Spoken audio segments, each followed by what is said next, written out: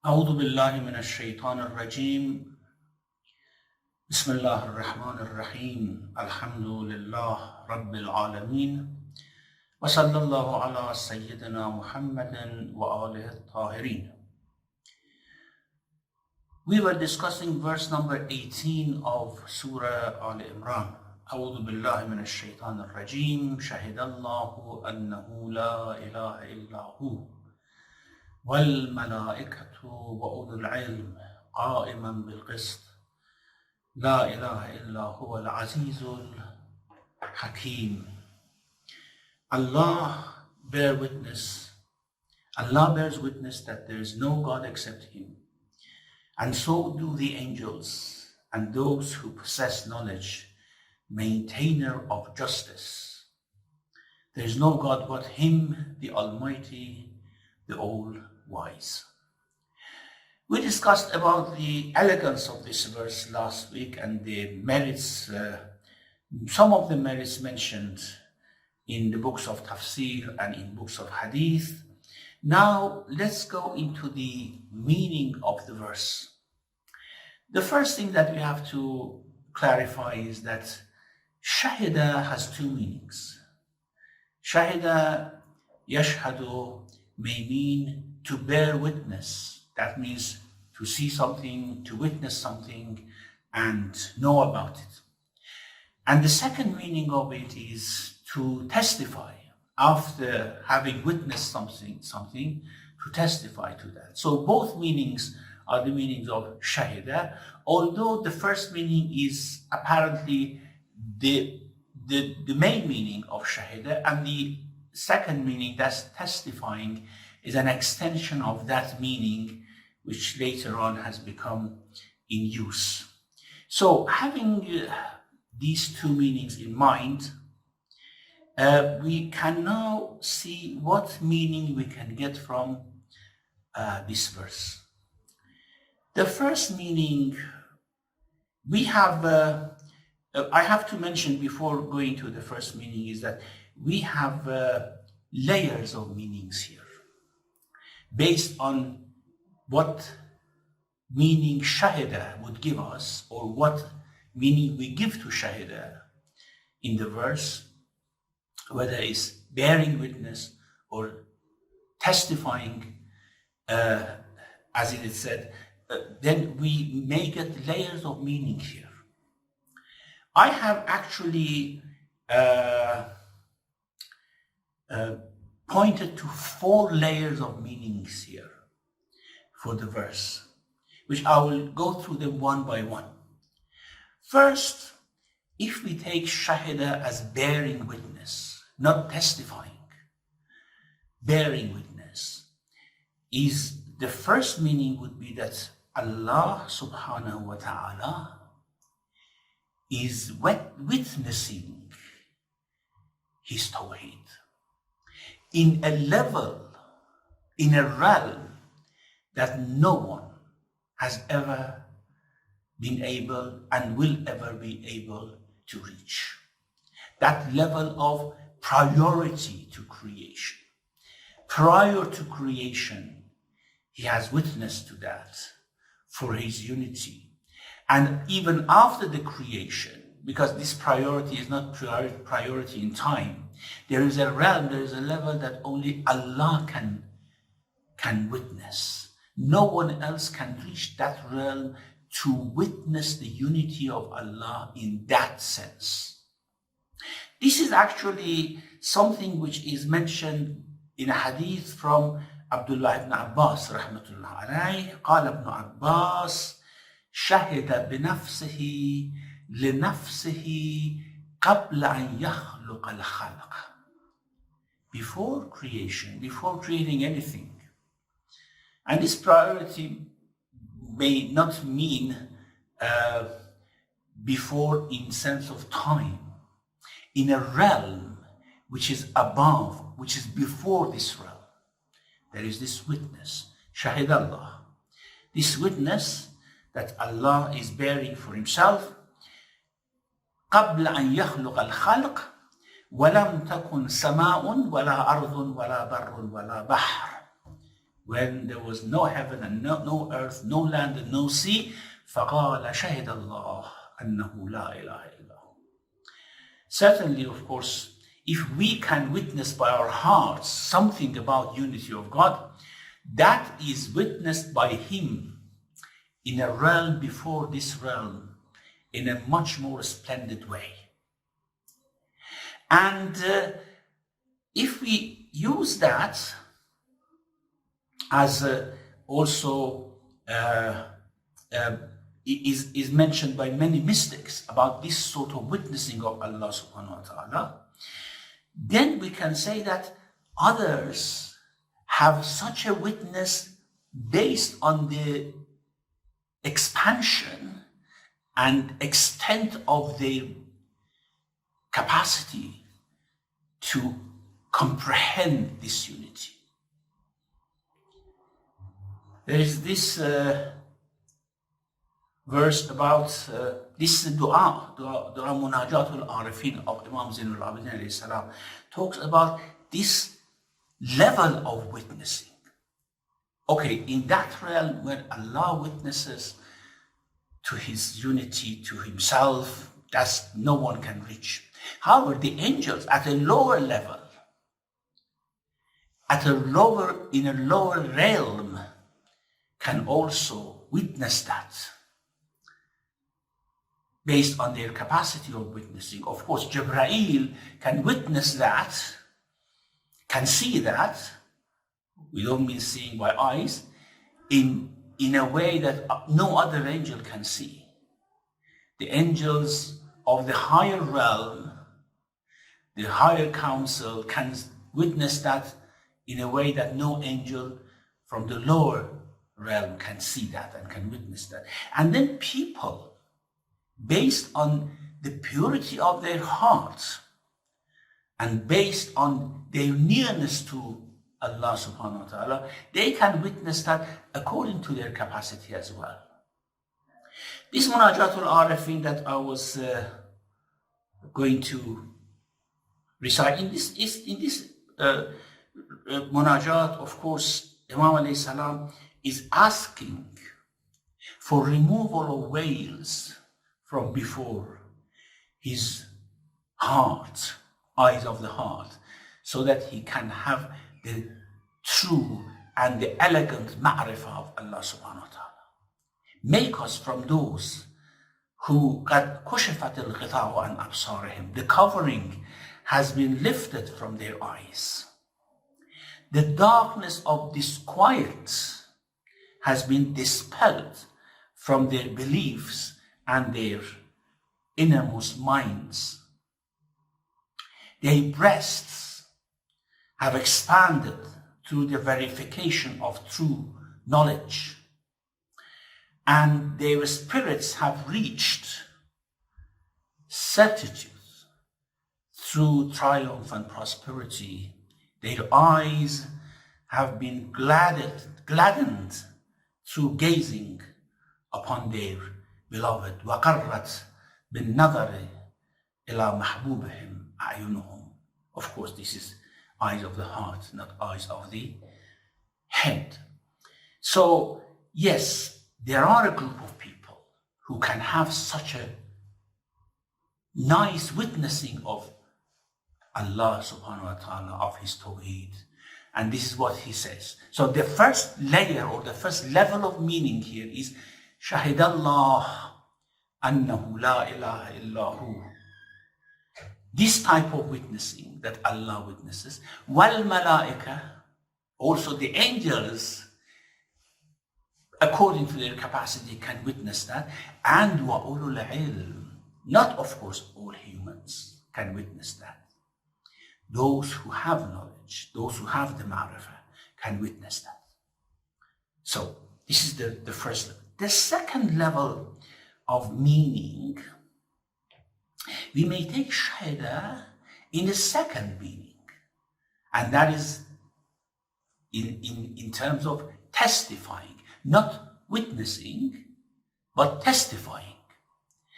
And according to this meaning is that Allah is conveying this testimony of Tawheed to his angels. And the angels convey this to the ulul ilm, the anbiya and awliya. And then of course they convey it to people, but that sort of transfer of knowledge is very different from this type of coming from Allah to the angels to ulul ilm. So Allah testifies to the angels so that they know for sure, despite their own witnessing, but this is an iblagh from Allah subhanahu wa ta'ala. And the angels make this iblagh to ulul ilm, and ulul ilm make this iblagh to the ordinary people. So this is the sort of hierarchy. Shahidallah annahu la ilaha illahu. And then wal malaika wa ulul ilm. The ulul ilm give that testimony to us. And that is how we know about the Tawheed of Allah subhanahu wa ta'ala. And there's a very delicate point in the verse, and that is when the La ilaha illallah, as I mentioned last week, La ilaha illallah is repeated in this verse twice. So we may say that the first La ilaha illallah is the shuhud of Tawheed, witnessing, in sense of witnessing. And the second La ilaha illallah is shuhud of Tawheed in terms of testifying. So it would be like that. Shahidallah annahu la ilaha illahu wal malaika wa ulul ilm qa'iman bil qist. I will discuss about this qa'iman bil qist later. This is that witnessing. Then it says la ilaha illahu huwa al azizul hakim. This is the testimony that they give. After witnessing it, they testify. And this is something which is also reported from Imam Ja'far al-Sadiq alayhi salam about the repetition of this La ilaha illallah in the verse. Why at the beginning of the verse we say Shahidallah annahu la ilaha illahu, and in the second part of the verse also we say La ilaha illahu. So Imam Ja'far al-Sadiq alayhi salam says al-ula wasfun wa tawheedun والثانية رسم وتعليم يعني قولوا لا إله إلا الله لا إله إلا هو العزيز الحكيم. The first one is description, is the reality. La ilaha illallah is reality. And the second one is ta'aleem, those who bear witness, those who have this witnessing, they teach it to others. And because not all human beings have that sort of heart to witness that in that realm, then of course they need someone to come and teach them. Those who testified, witness, those who witness, not testify, those who witness that come and testify for other people that yes, it is the case. La ilaha illallah. Wa'alam annahu la ilaha illallah. You should know that there is no ilah but Allah subhanahu wa ta'ala. The third layer of meaning is a different sense of shahida. This is testimony, of course. Allah testifies. But this testimony is something that everyone can understand. Everyone can comprehend. And that is what is mentioned by some of the Tabi'un, Shahidallah bitadbirih al-ajib wa sun'ih al-mutqan wa umurih al-muhkama annahu la ilaha illahu. We can see by reflection, we can see by tadabbur, by tafakkur, by deliberation, we can see the wonders of his creation, the hikmah and knowledge which has been put in this creation. And this is a witness. And the harmony of this creation everywhere is a witness, or is a testimony, is a testimony that La ilaha illallah. And of course, this testimony differs. It has different levels based on the comprehension and understanding of the person who takes it. Faiz Kashani, rahmatullah alayh, mentions something very interesting in Tafsir of Surah. He says that بين وحدانيته لقوم بظهوره في كل شيء وتعرفه ذاته في كل نور وفيء. For a group of people, he has uncovered his Tawheed by manifesting himself in everything. You can see him in everything. You can see him in the seed when it grows. You can see him in the fetus when it's created. You can see him in the rain when it's coming. You can see him in the universe. In everything he has manifested himself, his knowledge, his power. إِنَّ اللَّهَ فَالِقُ الْحَبَّ وَالنَّوَى يُخْرِجُ الْحَيَّ مِنَ الْمَيِّتِ وَيُخْرِجُ الْمَيِّتَ مِنَ الْحَيِّ ذَلِكُمُ اللَّهُ. This is Allah. You cannot see? You cannot see when the seeds shoot out and sprout. You cannot see him. So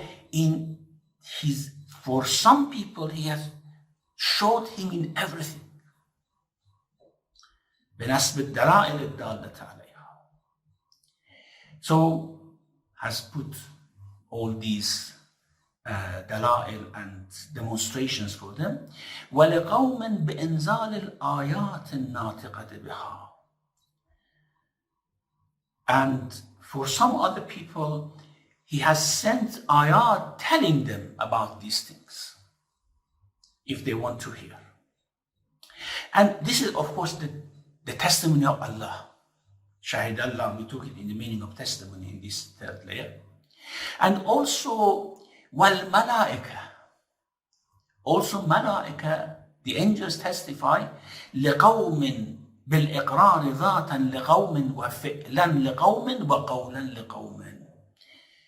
Just the very existence of angels is a testimony for some people who see the malakut, and the acts of them is another testimony, and they bring message from Allah, qawlan, for some other people. وَأُولُو الْعِلْمِ, and also ulul ilm, as we have وَالْمَلَائِكَةَ وَأُولُو الْعِلْمِ, their faith, their strength of their commitment to Allah, their fear, their khashiyah. What we see from them is all testifying to Tawheed. It's very beautiful what he says. So, وَأُولُو الْعِلْمِ بِالْإِيمَانِ وَالْعَيَانِ وَالْبَيَانِ شِبْهَ الظُّهُورِ وَالْإِظْهَارِ. So, this is something which Faiz Kashani mentions. So, this was the third layer of meaning here. The fourth layer of meaning is a philosophical testimony. And that is when we can realize that the existence, that's what they call Burhan al-Siddiqeen, the existence is either wajib al-wujud or mumkin al-wujud. Is either contingent or necessary. And if everything is contingent, then it should go back to something necessary. Otherwise, we go into a vicious circle or into tasalsul. And therefore, the very existence itself, without the harmony, without the sort of wonders of this creation, just the very existence of the being in itself is a testimony to Allah subhanahu wa ta'ala. So Allah doesn't need to be given proof for his existence by anything but the existence. أَيَكُونُ لَغَيْرَكَ مِنَ الظُّهُورِ مَا لَيْسَ لَكَ. Has anything beyond you or beside you have a manifestation which you do not have? The very existence is your manifestation. So these are the different layers of being here.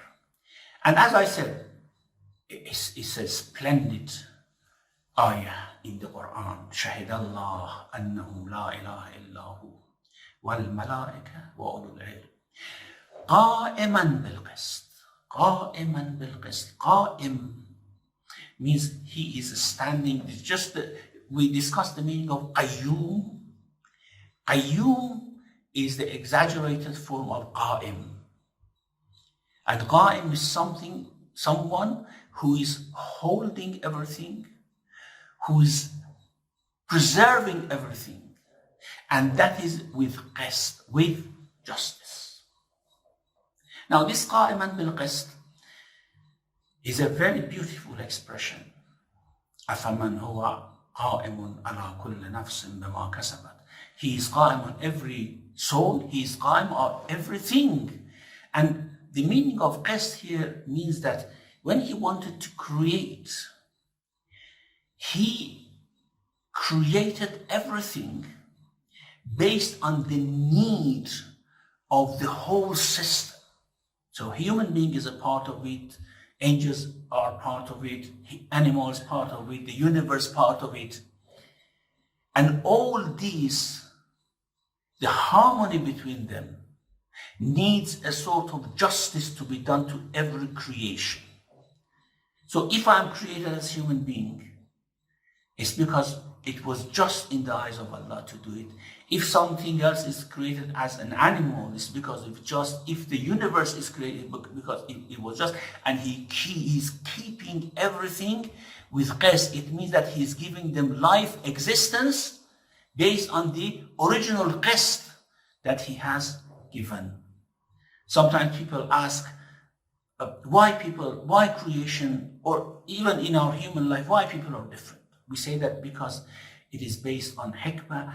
Allah gives everyone and everything what they need for their perfection.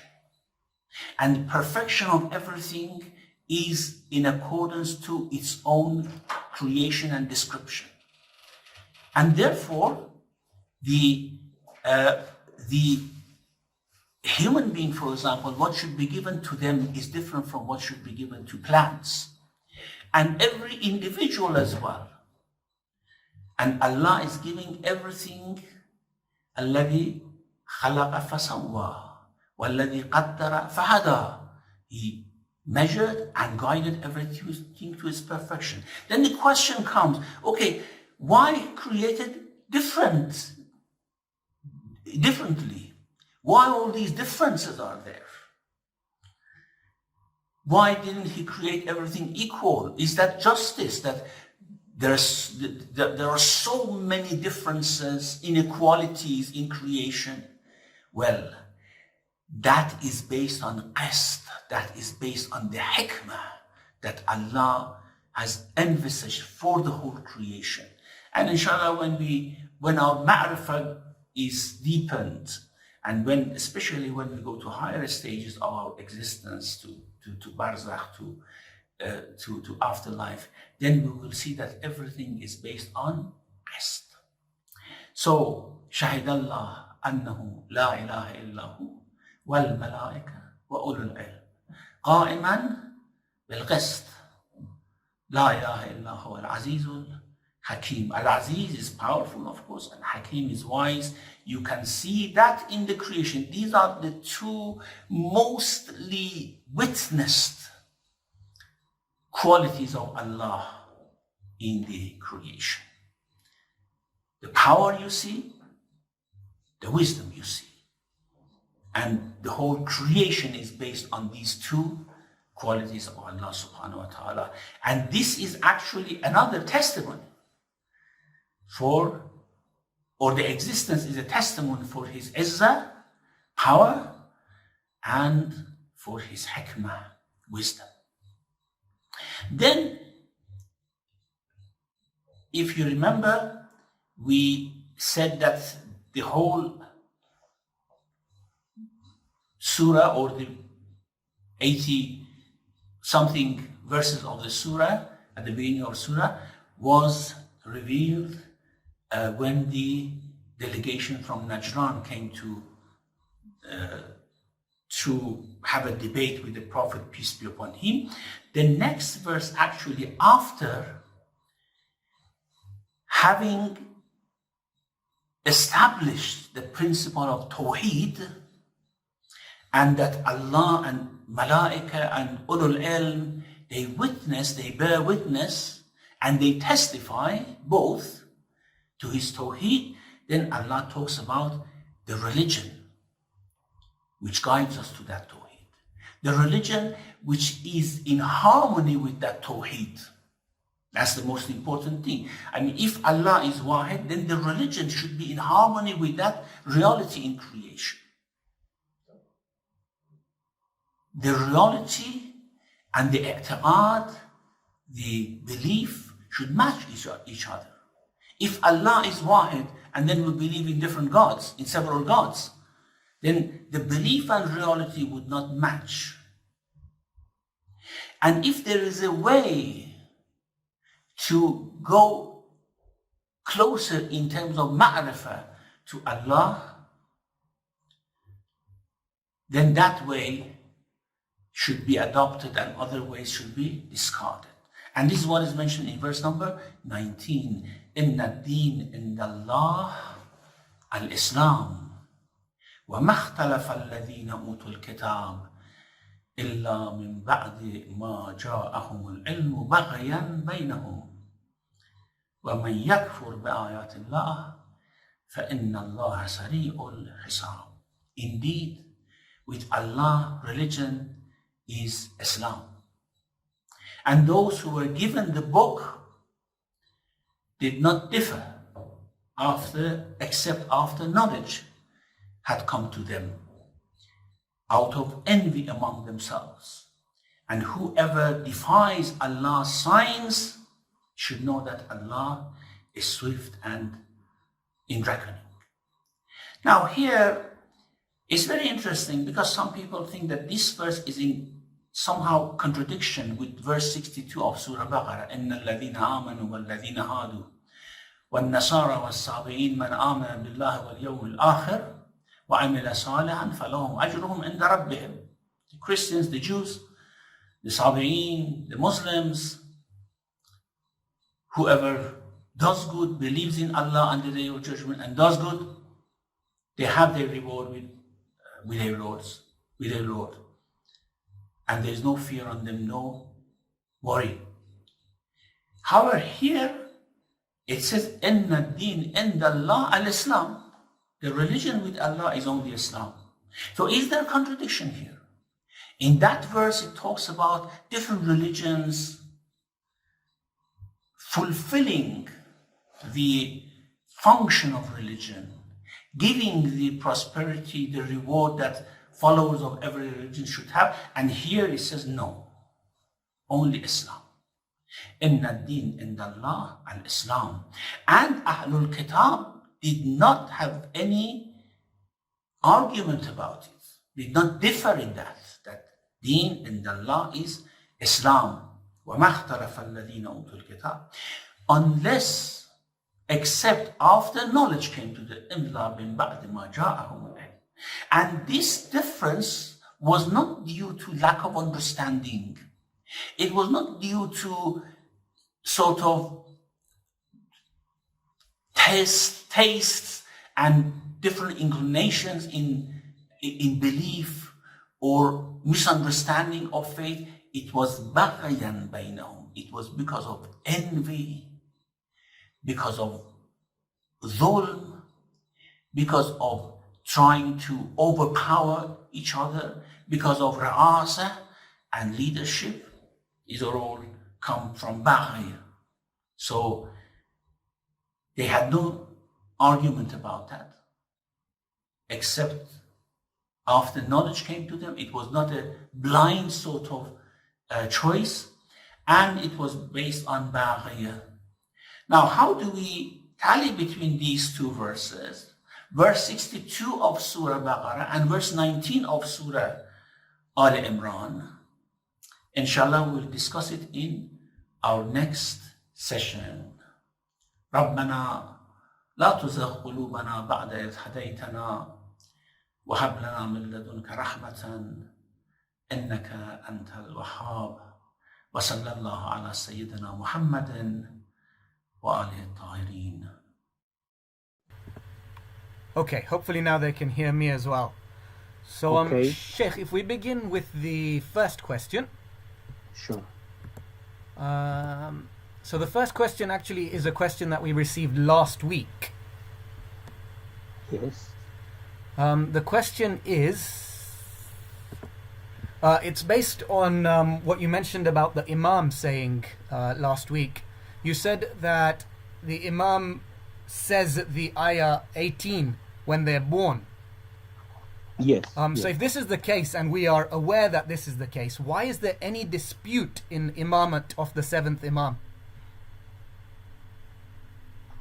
Well, not everyone was present when the Imam was born, and some of these narrations are not accepted by some other groups who do not see the seventh Imam to be the Imam, and therefore there's always this dispute, and most of these disputes began with political issues rather than theological issues, and then it grew, and then some people rejected such narrations because they did not accept it based on their political inclinations.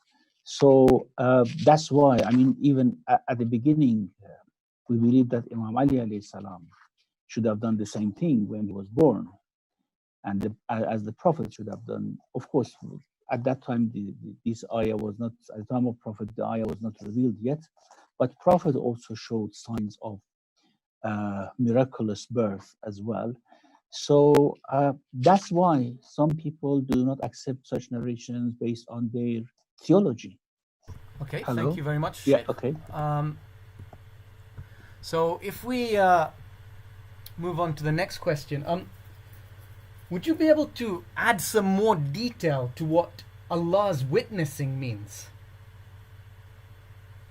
Well, that witnessing is actually His knowledge.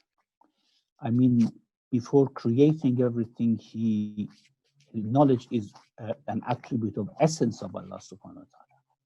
And because Tawheed is a reality, actually the most spectacular reality in the world, in of course, world is the creation of Allah subhanahu wa ta'ala, but in every realm.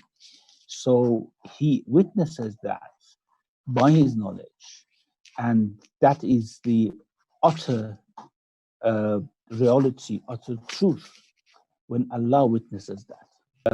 Reality, utter truth when Allah witnesses that. Okay, Sheikh, the next question is, the religion from the start of the creation is Islam. If it is the same as we have it today, then did it come in stages so people at the time can understand it better? Or what is the explanation? Well, we will discuss this in more details in our next session, inshallah. However, yes, of course, the religion was Islam, the Sharia, which is the core of religion, that is Tawheed and believing in the hereafter, the details of these things, the chain of prophets, these are the core of that one religion, Islam. However, of course, people over time in different cultures may have had different needs based on what sort of rulings should be legislated for them, for example, in the book. That may differ among people.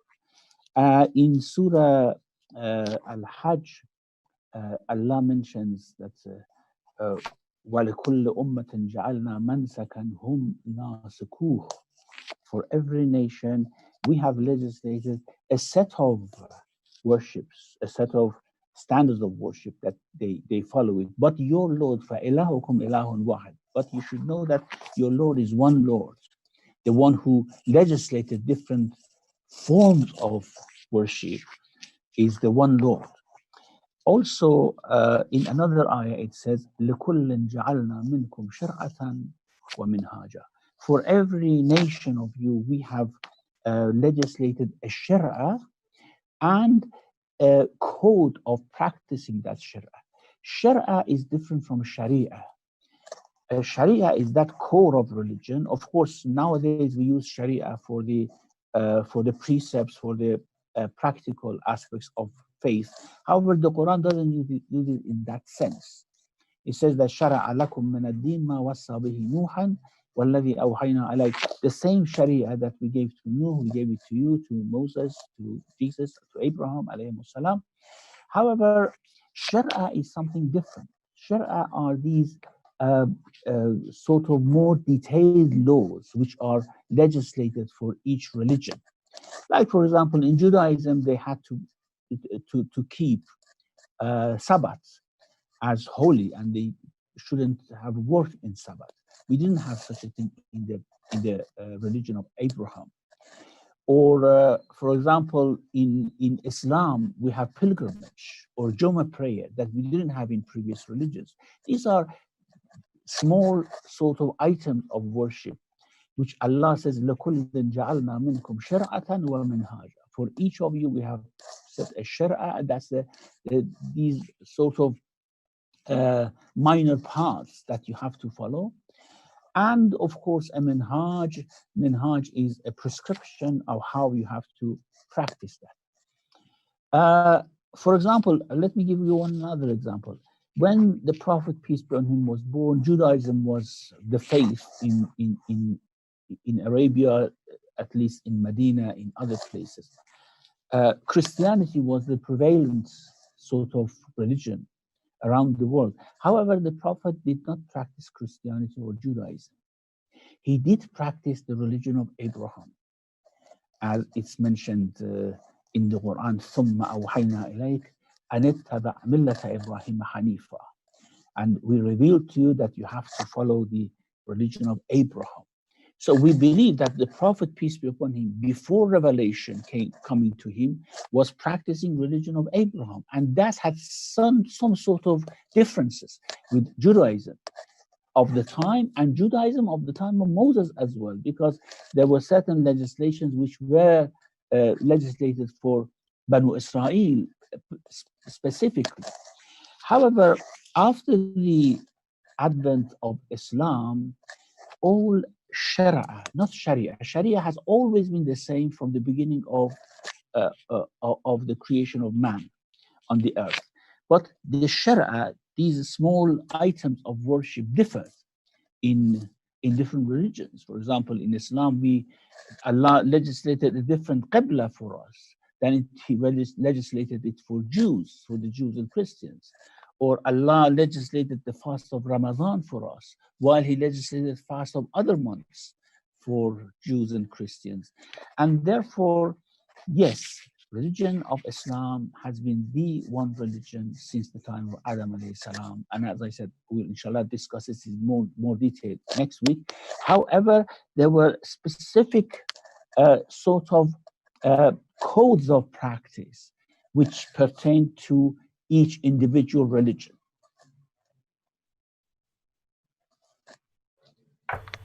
Thank you very much. We have another question. Assalamu alaikum, dear Sheikh. Thank you for the dars. We see for ourselves that mankind is unjust to God's creation in actualizing their desire and the destruction of creation's natural resources, leading to disaster for the rest of creation. We see rising sea levels, global warming, pollution, etc., as manifestation of the outcomes of this injustice. How and when do we see the interventions to bring this injustice into balance? Well, we can see that actually nowadays. We can see that in the fires in California. We can see that in different parts of the world, the diseases which are uh, actually accompanied by these injustices that we do to the nature, the change in quality of food that we see because of our intervention in agriculture, and it doesn't come by itself. We have to mend it.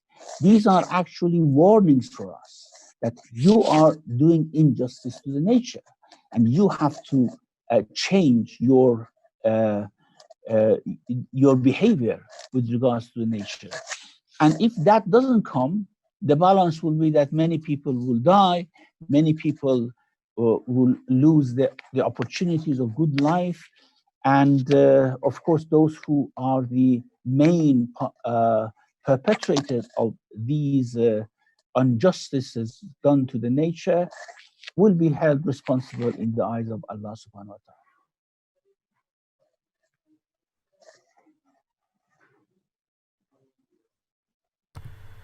Thank you very much, Sheikh.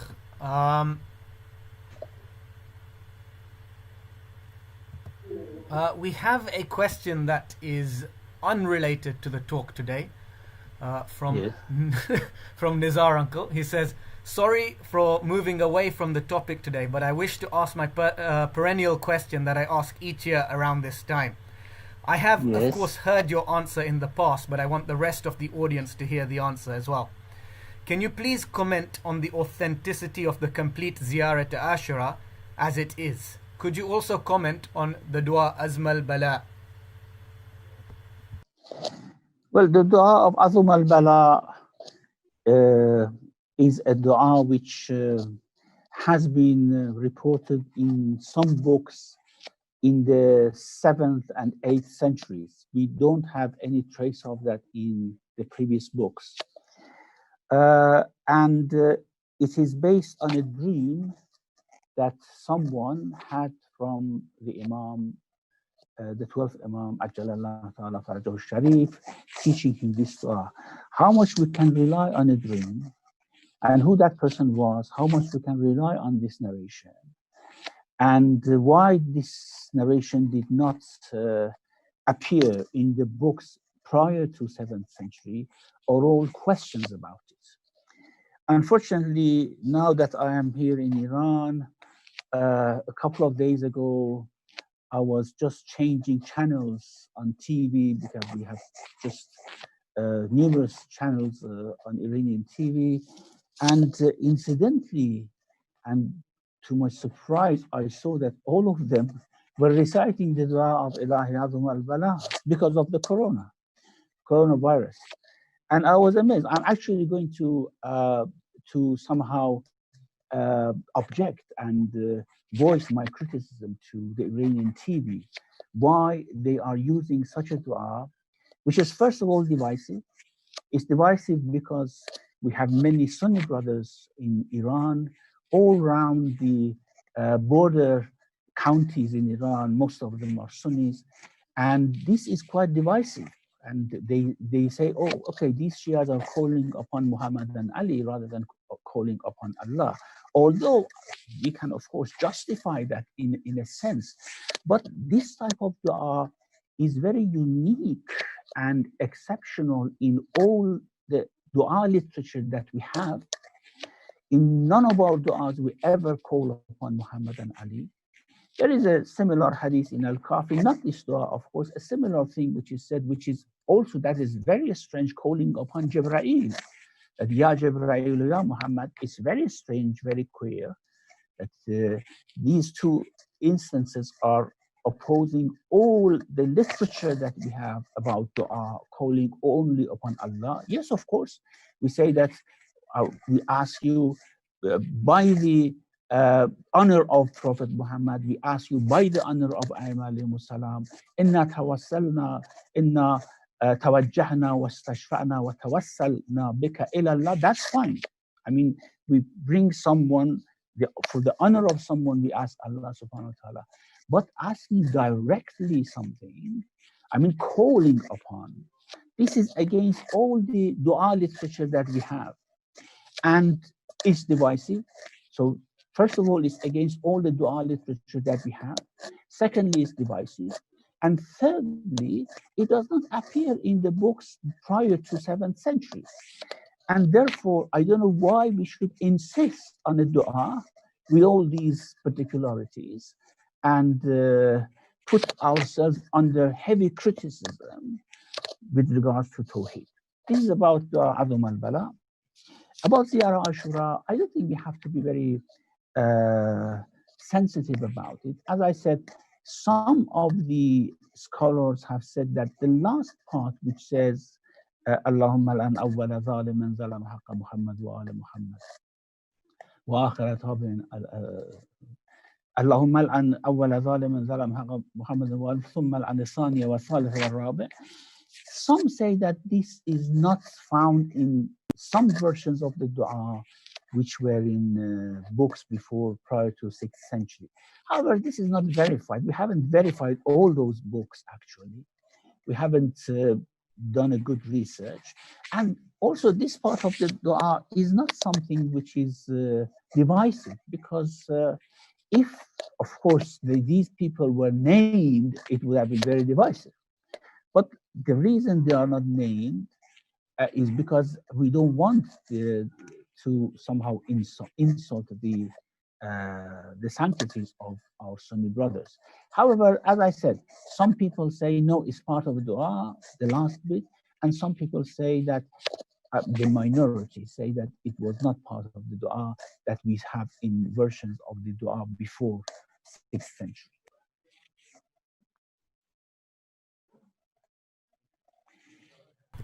Thank you very much, Sheikh. And Brother Nizar, I wait to see this question next year, this time again, inshallah, from you. Thank you very much, Sheikh. I'm sure he will ask it again this time next year as well. I don't think we have any further questions. Thank you again, Sheikh, for joining us. Always appreciated that you take time out of your busy day to come and speak to us. I apologize for the technical difficulties to everyone that's viewing that we had today. Inshallah, we'll resolve these for next week and it won't reoccur. Sheikh, we continue again next week, inshallah? Inshallah, inshallah. Thank you very much. Fi amanillah. Thank you very much. Ma'as salama.